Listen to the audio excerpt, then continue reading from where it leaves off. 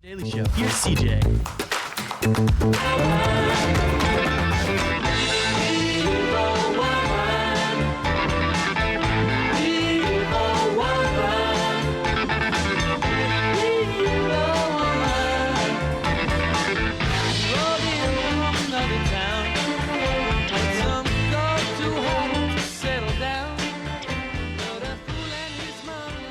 Welcome back. Daily Show hitting you at 10:32 on this Tuesday morning. Michael Romshek. See, I was nervous. I was nervous about this, man. Well, Eberhart Sign Lighting, this is really cool. So you are now the new owner, you and your wife are, and acquired in December? End of December, and officially. Now the weather's warming up, and I'm sure that season's starting to get a little bit busier. How are things looking month 4? Good. Hectic, but we got a good team in place, so it's kind of made the transition super easy. Well, it's really exciting to take over a business anytime, but whenever you have one that has a little bit of a legacy to it and some lineage, it's even more exciting. And, take me through those conversations. What led up to, the December acquisition? Well, so I think you and I talked about it too. So my wife and I were looking for an opportunity to step away from our day jobs and have full ownership of something to actually work on a day-to-day basis. And Eberhart started in, I think it was 1936 is the official date. So having that long-term representation, especially in the community of Edwardsville, at least the Metro East, including kind of around here too, just an opportunity to step into something that's worth something. And from a marketing standpoint, do stuff like this, but the understanding, and it's a great business. So. Well, and now I got to ask you, did you ever find yourself, do you ever look back and go, man, 20 years ago or 10 years ago, I would have never thought I'd been in the sign and lighting business, Yeah, exactly.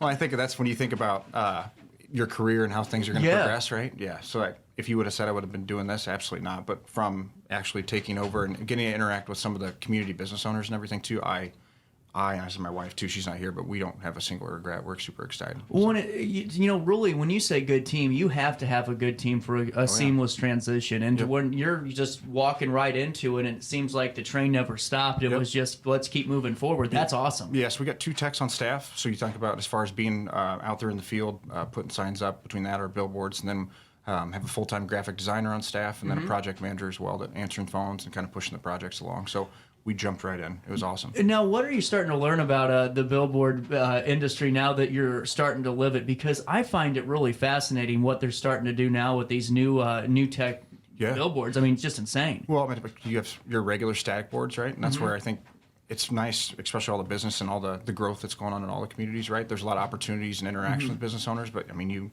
nail on the head as far as a lot of the technology that's coming out where you're theoretically putting massive TVs up on the side of the road and everything too. So, and now, what's the process to get a billboard installed? A static one. Well, so that's what we're kind of exploring those options too, right? There's a lot of things you have to go through, especially with the state, and put them on, actually installing them on the side of the road. But we've had existing boards here dating back, I don't know if it was actually 1936. We've had them for quite some time, and I know there's some area sign companies here, even here in Alton, that have some as well. And now, for your techs, whenever they're out on the job, how long does it take to get those on the actual billboard? Man. Because that's art just to watch. Oh, I'm sure between that, there's processes, right, and being on site and everything too. But actual time, everyone's different. I know every board's different. And take it to that, or even installing signs on the side of buildings too.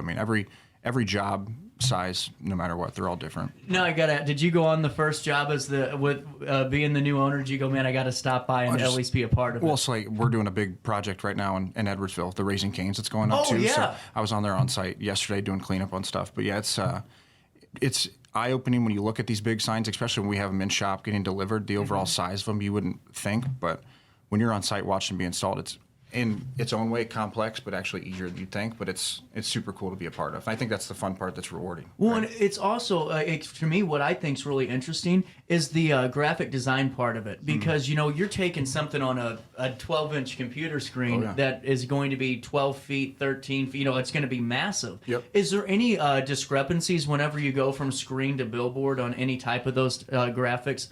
Well, so I'll say, our designer on staff is fantastic as far as, but there's very clear, I'm not a graphic designer by any trade, right? But having certain artwork, vector artwork, certain files that you have to save. But I think that's, when you talk about rewarding, that's the most exciting part, where you can have this overall customer experience starting from, this is what we really want, this is what we want it to look like, and then giving them options to then, depending on what the timeline is, getting it to where it is. That's the seeing the look on their faces when they see their new business sign up and everything too, you can't put a price on Well, that. and that's what I think's really cool too, because you guys are really laminating stories, and you're really laminating chapters, of a family's legacy, you know. And when that new sign goes up, a lot of times it's an event. Oh, sure. Well, and I think obviously in any case you want to help grow businesses. New businesses are great, especially with all the new development. But our best customers are our repeat customers, right? So having those conversations with even old owners that have come in. Well, I remember Ron or Sue, who I just took over for, and just the generations of what we worked with. That's the super exciting part in bringing stuff back to life. Well, and what I think's really cool is you guys get your hand on the pulse in a different way to what's really happening around the region, in terms of new business, in terms of just, events and any type of really PR campaigns even. Right. Well, and even having these conversations like this, right? It's interacting with, I think, where you have your ear to the ground a little bit more with, I think, some of these local businesses, right? And where they're wanting to go with their things. And obviously there's a rumor mill of stuff that's coming up and all that too. But yeah, as far as having your ear to the ground and getting a pulse for everything that's going on is super exciting. What's been the most difficult part of the sign business, if you don't mind me asking? Is there, I mean, I'm sure there are difficulties with everything, but is there one that really is just something that you're still trying to tackle?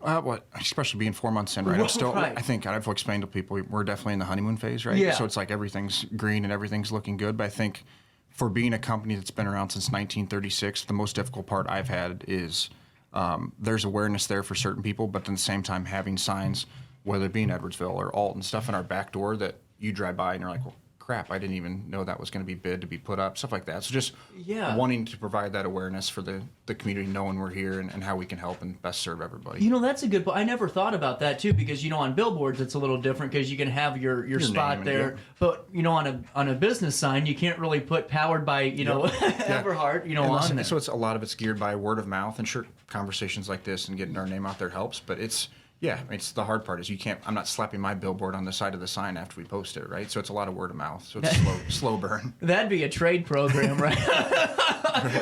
You'd have a sign on every building. It's the 618. Well, now going forward, what's it look like when a client calls you? Because I'm not going to lie to you. I've talked with John upstairs. I thought it'd be cool to have some Daily Show stuff just around town, just because why not? Yep. Awareness is it's just branding at that point, right? Yeah. What's that process look like? Let's say I called you tomorrow and said, "Man, I need something that's a static billboard, nothing crazy." Sure. What's that turnaround time look like in finding the right spot? And I'll even take it back to like even just a regular building sign is probably best. So our billboards itself, I think we're on a wait list to actually get on them right now. But building signs, on say as far as anything is from artwork to finish, I mean, it really depends on the project size. Right. But we're refining that customer experience where you call and we have an intro call, kind of get what is your timeline, see if we can streamline the process to speed it up, or kind of walk through it to make sure we're achieving that the best.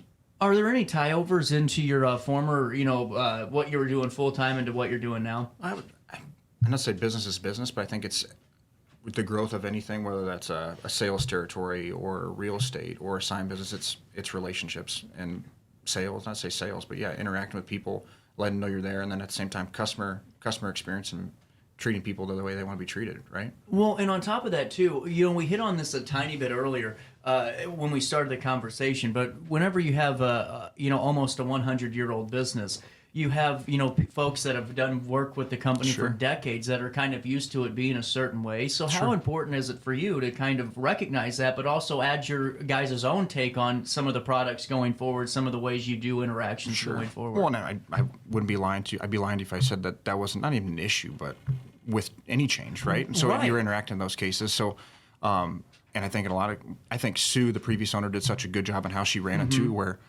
that was part of the enjoyable part about us stepping in and having a good team too, where a lot of what we're doing, if anything, is little tweaks to maybe bring a little bit of new age to it. But it was a good business before, and we're just continuing to elevate off that right now too. So there hasn't. I would say it's more observation mode and seeing how we can input value more than it is making radical change is probably the best way to say it. Well, I think that's a great way to go about it because you don't want to change the wheel if it's still rolling. Right.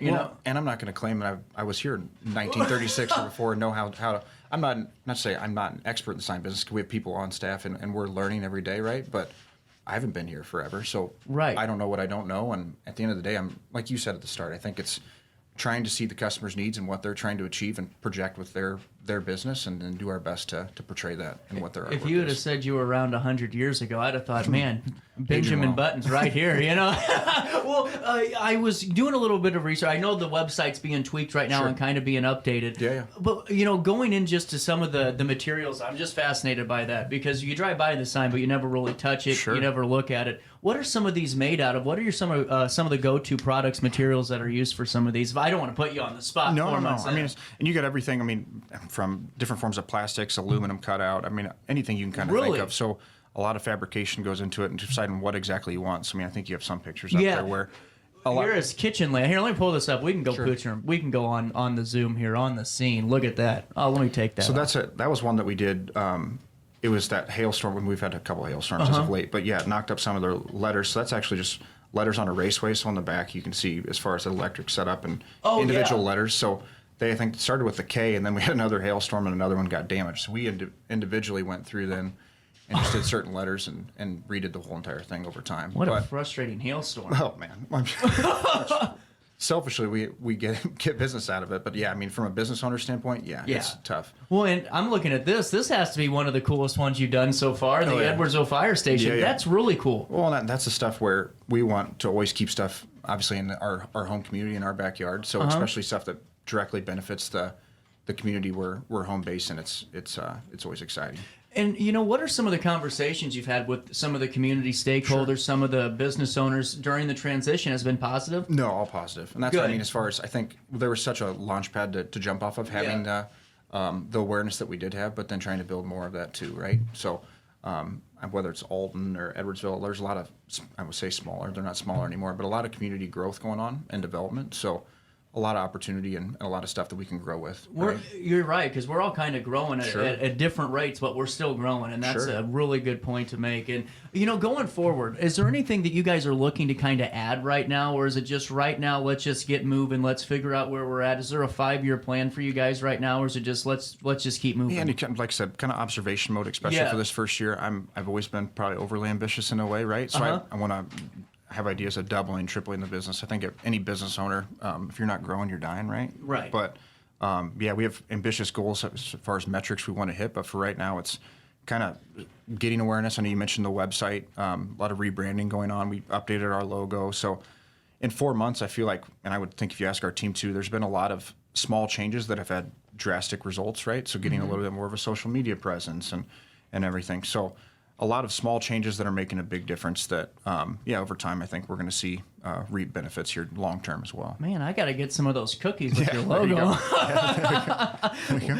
Well, and I'm serious. This is really cool to get the chance to talk with you a little bit, because I know that you guys are busy, especially 4 months in, and you're trying to keep things moving. But you're right; it's good to inform the public, especially on a namesake business. Sure. What's the next generation looking like? And for new business owners, for older business owners, for anybody alike that's interested, what's the best way to kind of start that process that going forward with you guys? So my personal email, if you want to reach out to me directly, is just michael@eberhartsigns.net.